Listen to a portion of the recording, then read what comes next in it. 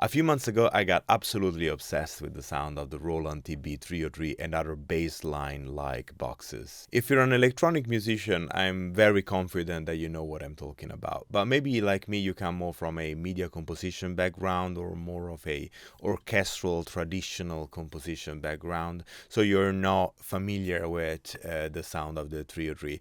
And I really recommend that you go and read about the story of this amazing product. It's one of those funny stories of a product that fails very much at doing what it was originally designed to do and finds a second life fulfilling a purpose that was very different from its original intent. Long story short, the 303 was originally designed to replace your bass player. It was designed to simulate the sound of an electric bass, and not surprisingly, it absolutely sucked at that.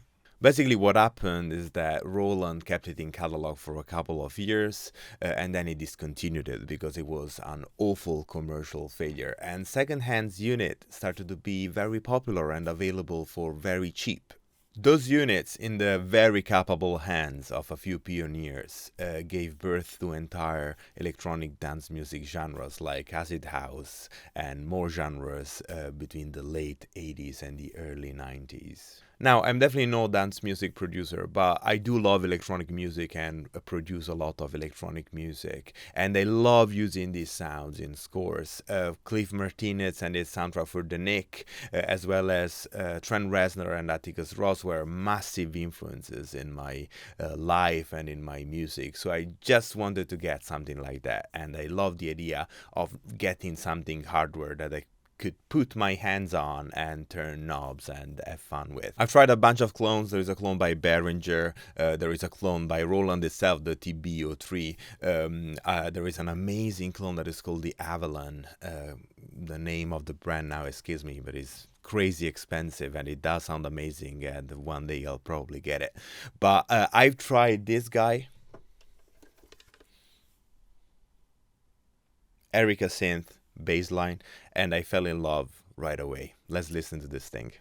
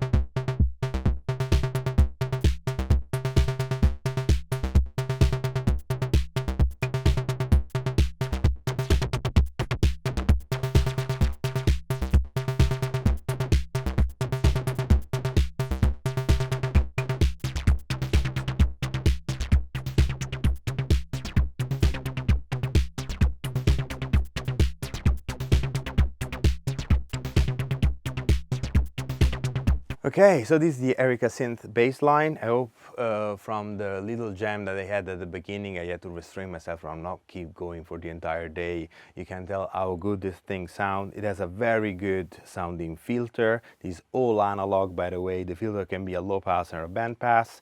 The main oscillator can be a triangle wave, a sawtooth, or a square wave. There's a very interesting detuning circuit which is not achieved by detuning a second oscillator, but it's actually a bucket brigade circuit, so it's basically a delay, very interesting. There's an incredibly good sounding analog drive, some FM synthesis, a sub oscillator. I believe this is a secondary oscillator with just a sub. I might be wrong, but I think that's it. You have a noise source, which is very nice, and an LFO, which can be synced. Yeah, 16 steps, where you can get up to 64 with multiple pages. You get a gate in and out, cutoff CV, so you can modulate the cutoff from an external source, for example, from a modular. You have MIDI in and out, clock in and out. Some people complain that this doesn't come with a USB port, which I kind of get. It's kind of weird, and in this day and age, these sort of boxes don't come with a way to hook it up to your computer, but I'm glad that you get some CV input and output so that you can play with the modular, and honestly it's not a deal breaker for me. These are through these two main knobs you access all the parameters, which is actually the one thing that I'm not in love with. It's a bit menu divey for some things that seem to be essential, but very playable, a lot of fun to play, and let's get into the way you program it. Okay, let me show you some of the basics of programming a sequence into the bassline.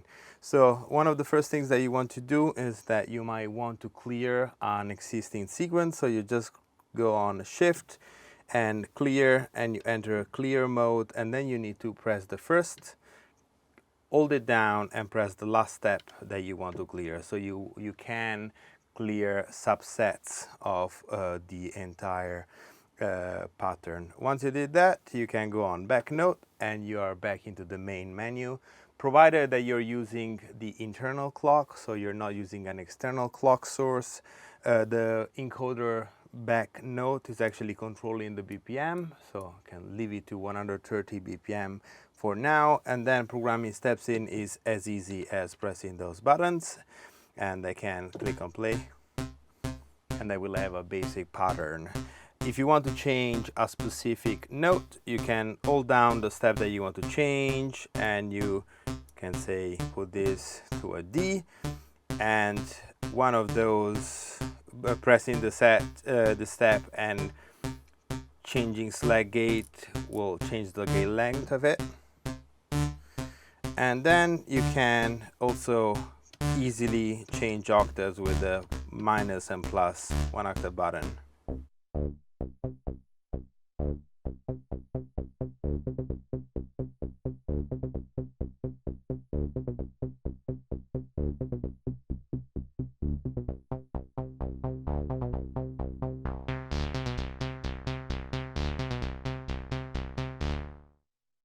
Now let's learn a little bit how you can navigate these step sequencer. So when you have a sequence running, one thing that you can do is that you can hold Shift and click on last step, and now it's asking you which one you want to be the last step. So it's actually setting up the length of the sequence. So for example, you can make it into 11 steps, which is kind of cool. Put it back to 16, and if for example you want to make it 2 bars long, you can go on the second bar and click on the last step. So now you have 32 steps, and now you can get out of the last step menu, and now you're obviously not hearing anything because you have some steps in the first bar and nothing on the second bar. So what you can do is that you can go on Shift and copy, and now you enter copy mode, and it's asking you which steps you want to copy. So you go, make sure you are on bar 1, and you press the first one and the last one, So it's copied the entire first bar, and then you go on bar 2 and you click on Shift, Paste, and then you press it at the first one because you want to paste it at the second step, from the first step of the second bar. So now you have two repeating bars that are identical, and I can say put some variation on the last beat. Sorry, I need to get out of the menu, and then you can put some variation on the last bar, for example.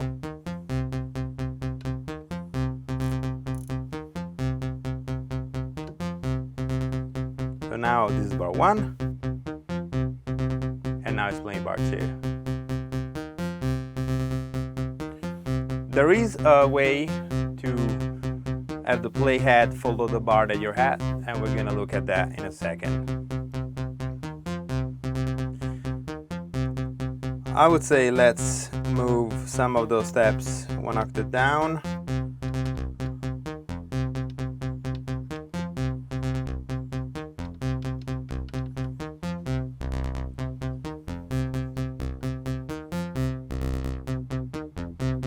Let's make it a bit more squelchy, raising the resonance a little bit. Now, let's get into some step sequencing of something other than the pitch. One thing that you can do, which is sort of electron style, but is actually quite different, is that you can modulate the cutoff per step. The way you do this is that you click on Shift, and you click on Mod, and now you're modulating the cutoff track. So let's say that, for example, on this step you want a higher cutoff, and say on this one you want a 25. Now you can get out of it, and you can hear it, but it's actually quite different from an electron or Swedish style sequencing, where you lock the parameter as an absolute value. This is actually a relative value depending on the current position of the cutoff knob, which is different and quite cool. So you hear that on this step, the cutoff is open, and here it's quite different.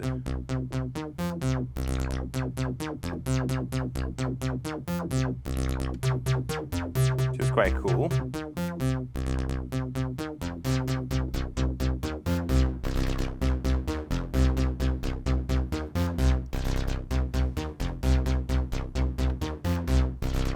Okay, sorry, I changed the setup a little bit just because you'll see some of these patch cables over here. I put together a little drum sequence on my modular so that we can have some fun later on.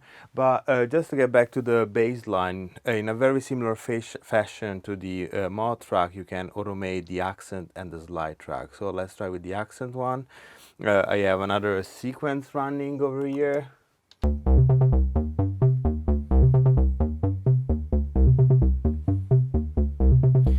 And if I click on Shift and Ax, I am into my accent track, and so I can press accents where I want. And similarly, if I go on the slide track, say I want to put a slide on this accent, there you go.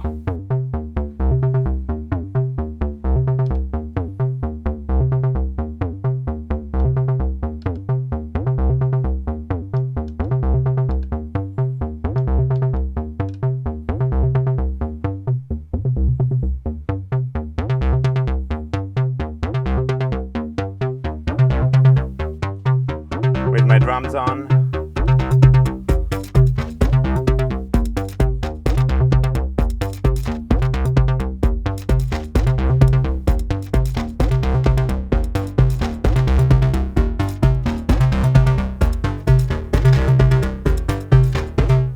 Since we're now playing with drums, it's a good moment to mention the config settings, where you can get access to the configuration menu to adjust some very important settings. So you enter those with Shift Config, and then your select gate knob lets you guide through the different settings, and back, if you press it, let's go to clock, you keep select gate pressed, and then with the other one you change source, so you have obviously external, mids, and MIDI and internal. And now I put it back to internal, so it's going to insert internal clock, but we want it to in external at the moment so that we can play with the modular. And these coffee settings have some very basic things that I think should have like a dedicated knob.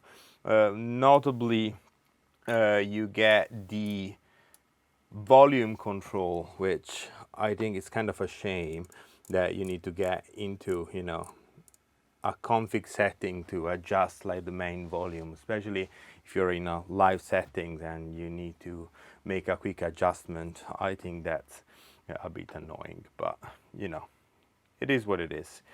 Another way that you can enter note is by entering keyboard mode. So obviously you can plug a MIDI keyboard in because it has a MIDI input. But if you don't want to do that, you can press on Shift and play, and you enter in keyboard mode, and now you're playing a scale. The scale that the step sequencer is tuned to depends on this scale setting, which you get by which you access by pressing Shift and Scale. And here you can decide which scale you're using. So you have chromatic, major, minor, major pentatonic, minor pentatonic, hold on scale, major blues scale, minor blues scale, and you have some user-defined scales as well. Let's keep it to minor.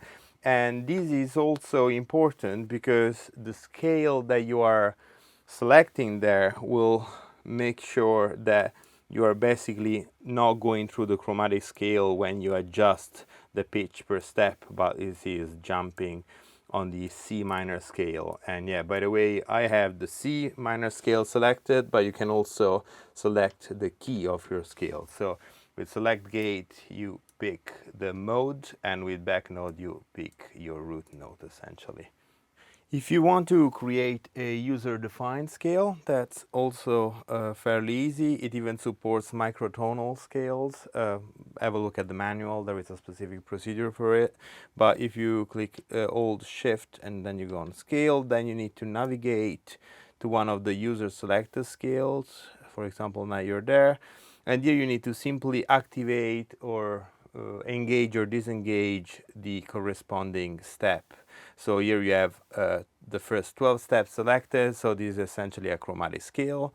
So say I want to do something like this and want this to be my scale, so I'm having just a scales which is essentially C, D, E flat and F, and let's put it at G as well maybe, and then I can press and hold record. It's set save, and now basically I have my specific scale. So if I go here and change one specific step, it lets me only go through C, D, then E flat or D sharp, F, G, and then it jumps back to D. Okay, now that we saw how to set up a scale, obviously you can record in keyboard mode. I don't have a metronome set up at the moment, but that doesn't matter. Just for the sake of showing how you do it, you enter keyboard mode, and then you get a sequence running, and then you press record, and then obviously you can input notes which get recorded as you go. And if I exit keyboard mode, I have these straps pressed. And another pretty cool thing that you can do with the keyboard is to use the built-in Arpeggiator. So to use the Arpeggiator, it might be better to set the clock into internal mode again, so that we can play right away without having a clock source running. So let's say set it to 120 is fine actually. So the way you access it is that you click on Shift and Arpeggiator, as you should be familiar at the moment, and then you can press any step down.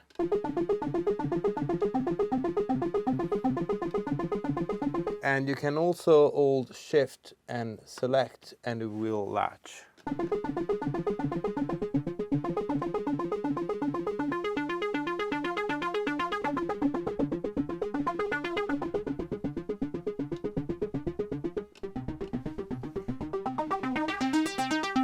Once you have it latching, there are a bunch of things that you can change. So you can obviously change the direction, down, up and down,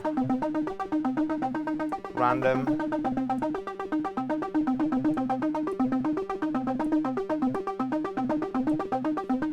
up.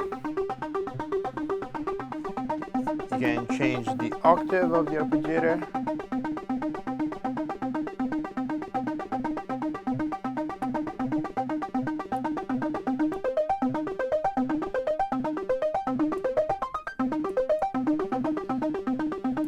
You can change the gate length.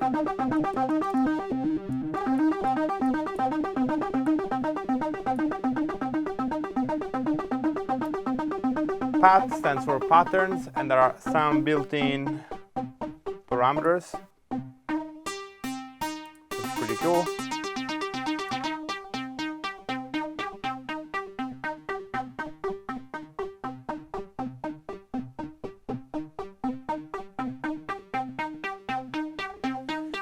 Finally, if you go on to source, this lets you move between the arpeggiator setting and the step roll.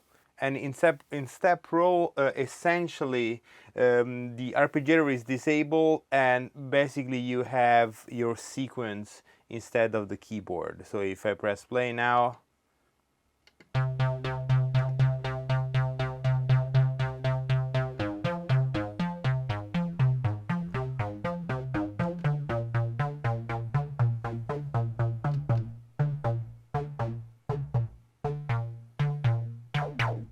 I can arpeggiate between parameters of the actual sequence.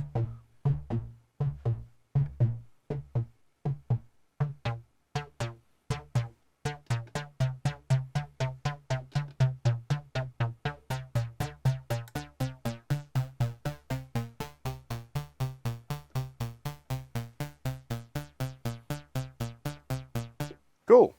Okay, now let's try something else. So let's clear this pattern. To press Shift, clear, and then the first and the last step that you, clear, and then the first and the last step that you want to clear. And let's just input a random sequence. In fact, we can do something like this. Let's see what I got. Something very simple, it's always the same note. And let's try and play a little bit with this random pattern generator, which I actually really love. So if I press on Shift and random pattern, now it is letting me see which sort of parameter I can randomize. So for example, I can randomize the mod track.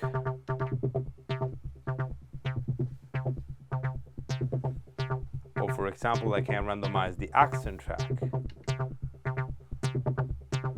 Then I get something very rhythmic and fun. These are all pretty straightforward. The only one that I got pretty confused about is scale, which is actually not randomizing the scale that you're using, but the note that is being played in the pattern.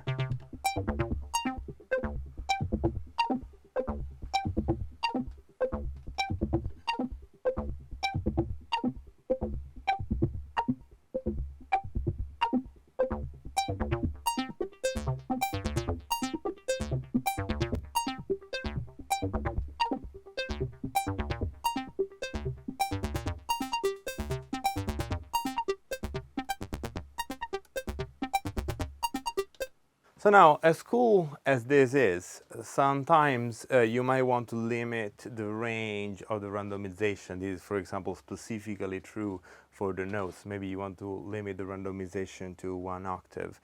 And while you can do that retroactively, or at least I couldn't find a way to do it, so if you randomize the sequence, you're stuck with it and you might need to transpose it. You can set a default for the randomization. So if you press Shift and you go back to randomization, you can press and hold note, for example, and it works the same for all the parameters, and then the left and right encoder will let you set the minimum and the maximum range of the randomization. So say that if you want it from C2 to C3, then you hold the record button to save, which is common to saving parameters, and then you go back on the randomization and you can randomize scale.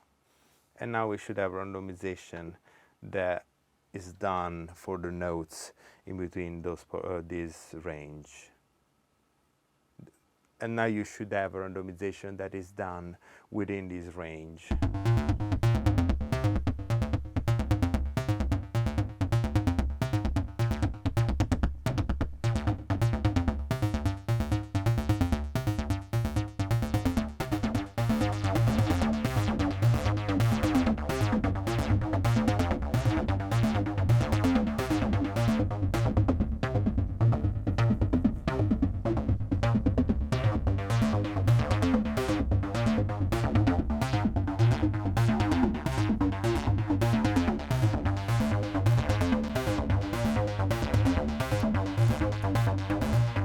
Let's get these two random.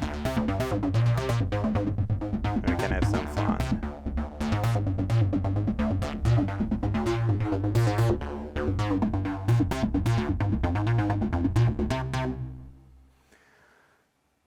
Really cool. So now I think the only thing that we didn't look at, well, we didn't look at a few things, but you should know now, be familiar with all the controls. The only thing that I realized we didn't look at is the LFO. So let's look at that. For the LFO, let's make just one step and let's make it a very long gate. Let's crank the DVCA envelope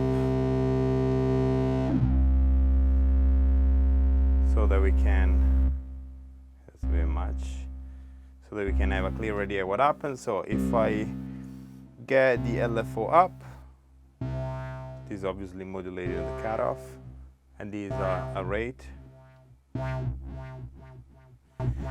So now you see that the rate is going in subdivisions and multiplications and multiples of the rate because I have it on sync mode. And the way you put it on sync mode is by holding shift, and then you go on LFO, and here you have all the parameters. So the sync mode is over here, sync, and you have it on, or you can have it on or free running. So let's leave it on for a second. And let's have a look at the other parameters. So shape, you have shape, which is obviously the shape, and there are some common shape and some more interesting ones. So you have the square, sorry, the saw, then you have ramp,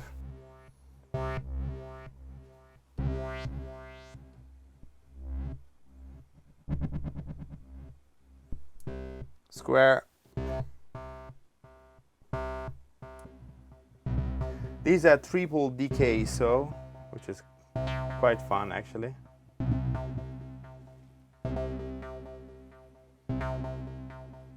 Then you have a dual saw and triangle.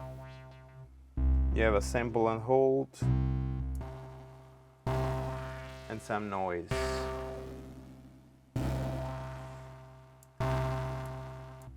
See if I select this and run a sequence. Can have some fun with the gate. And the other control that we can have is you should have a reset control, which basically allows me to decide whether the LFO gets resetted at every gate.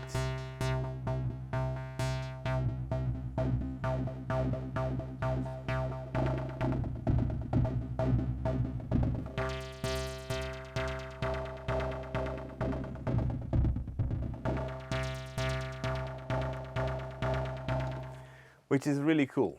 I think I got you like a proper overview of the machine. I really love it.